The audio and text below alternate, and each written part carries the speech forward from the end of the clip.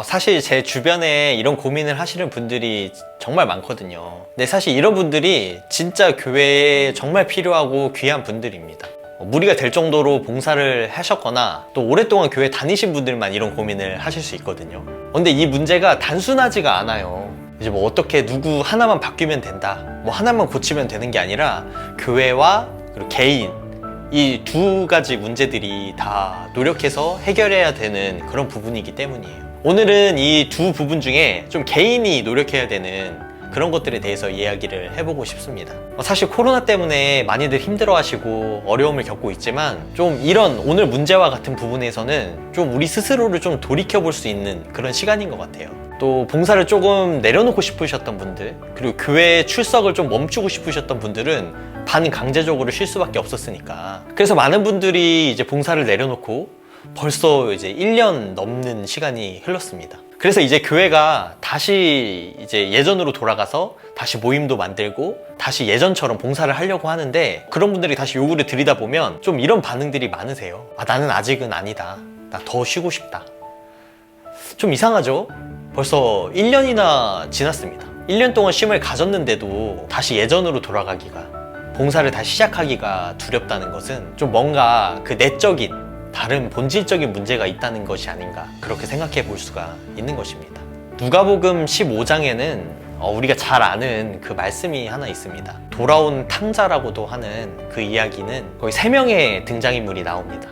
아버지와 두 아들. 이 행복한 가정에는 둘째 아들의 요구로 문제가 발생하게 됩니다.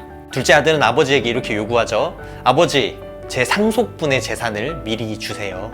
그래서 아버지는 둘째 아들에게 그 재산을 줍니다. 둘째 아들은 먼 나라로 떠나서 자신이 가진 그 재산들을 다 탕진하게 되죠. 그리고 나서 자기가 궁핍해지자 이제 아버지의 집을 떠올립니다. 아버지의 집에는 종들도 이거보다 잘 먹고 잘 살았는데. 그러고 나서 아버지의 집으로 다시 돌아갔고, 아버지는 그 둘째 아들을 다시 맞아주셨다는 그런 아름다운 이야기입니다. 이 말씀에서 결과적으로 둘째 아들에게 가장 만족을 주는 곳이 어디였을까 생각해보면 바로 아버지의 집입니다. 그럼에도 둘째 아들은 아버지의 집에 있을 때는 그 행복감을 느끼지 못했었죠. 14절에 이런 말씀이 있습니다.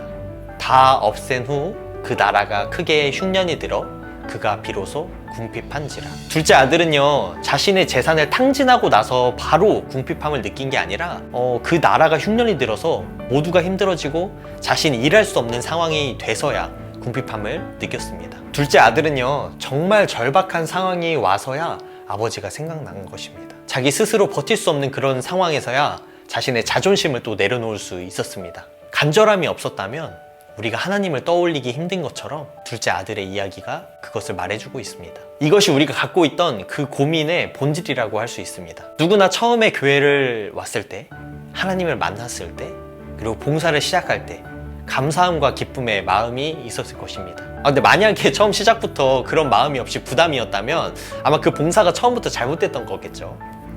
근데 그런 마음이 아니고 기쁜 마음으로 시작했는데 점점 지쳐가면서 그런 어려운 마음들, 그리고 우리가 그 일을 그만두고 싶어졌다면 이것에 대해서 한 번 더 고민해 볼 필요가 있습니다. 이 처음의 마음을 되찾는 방법은요, 우리 스스로 다시 그 절박함을 회복하는 것밖에 없습니다. 아무것도 의지할 수 없는 상황, 하나님 외에 다른 것이 우리에게 만족감을 줄 수 없다는 것을 깨닫기 전에는 우리가 하나님을 찾을 수 없습니다. 그래서 이런 고민을 하는 여러분들에게 제가 드리고 싶은 말씀은 확실하게 그 자리에서 떠나라는 것입니다. 어떤 분들은 이렇게 이야기하실 수도 있습니다. 그냥 어차피 다시 돌아와야 될 거, 그냥 처음부터 그냥 그 자리에 있으면서 깨달으면 되지 않느냐. 그럴 줄 알았는지 이 누가복음 말씀에는 큰아들이 등장합니다. 이 큰아들은요, 여러분들의 말씀대로 그 자리를 계속해서 지키고 있었죠. 근데 이 큰아들이 어떤 반응을 보입니까? 둘째 아들이 돌아왔을 때 아버지의 마음처럼 둘째 아들을 품어주고 다시 받아주는 것이 아니라 그 안에는 분노와 질투가 있었습니다. 그래서 아버지가 큰아들에게 이렇게 얘기하죠. 너는 나와 함께 있었으니까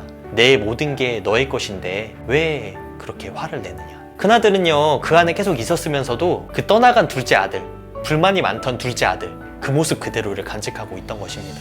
우리가 사실 떠나지 않고 우리가 경험하지 않고 느낄 수 없는 것들이 있습니다. 그것이 바로 이 절박한 마음이죠. 사실 이건 제 경험담이기도 합니다. 저는 모태신앙으로 계속해서 교회에서 봉사하면서 자랐고 바로 이어서 사역도 시작했습니다. 교회를 떠난다는 걸 상상해 본 적도 없었는데요. 마지막 사역할 때에는 교회에 출근하면서 교통사고가 나서 좀 쉬게 되었으면 좋겠다 생각할 정도로 마음이 많이 힘들었었습니다. 근데 우연한 기회에 사역을 중단할 수 있는 시기가 있었고 벌써 횟수로 3년이 돼갑니다. 근데 제 마음속에는 이제 다시 그 본질을 회복하고 있는, 다시 그 간절함을 알게 되는 좀 그런 마음이 생깁니다. 우리들에게도 이런 시간들이 필요할지도 모릅니다. 우리 옆에 있어서 너무 친숙해서 우리가 알지 못했던 그 간절함, 우리 처음에 그 행복했던 마음들, 하나님 없이는 안 된다는 그 믿음들이 약해지고 있어서 우리의 그런 마음이 드는 것은 아닐까요? 사실 제가 여러분에게 과감하게 떠나라고 말씀드리는 이 이유는 하나님 외에는 우리에게 만족감을 줄 수 있는 것이 없다는 그런 확신 때문입니다.